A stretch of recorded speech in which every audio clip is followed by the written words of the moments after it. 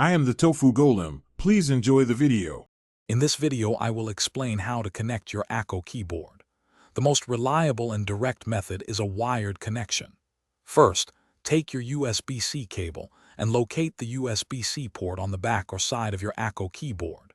Then, find an available USB-A or USB-C port on your computer.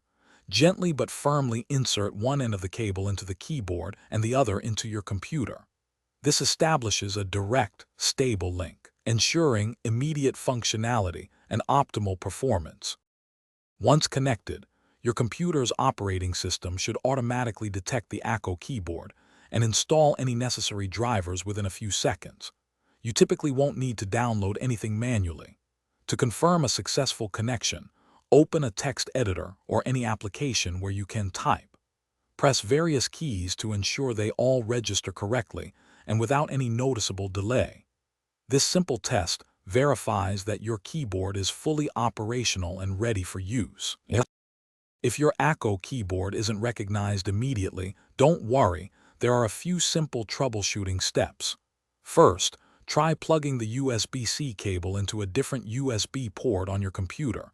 Sometimes a port might be inactive.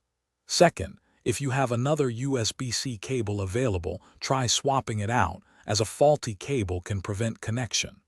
Finally, a quick restart of your computer can often resolve minor detection issues by refreshing the system's USB device list.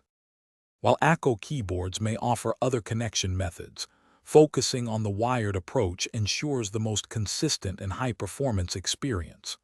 A wired connection provides virtually zero latency, which is crucial for gaming and fast typing.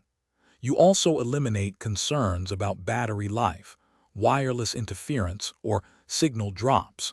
It guarantees a stable power supply and uninterrupted data transfer, making it the most dependable and optimal way to connect your Akko keyboard for peak performance every single time. Thanks for watching. Consider subscribing if we helped you today.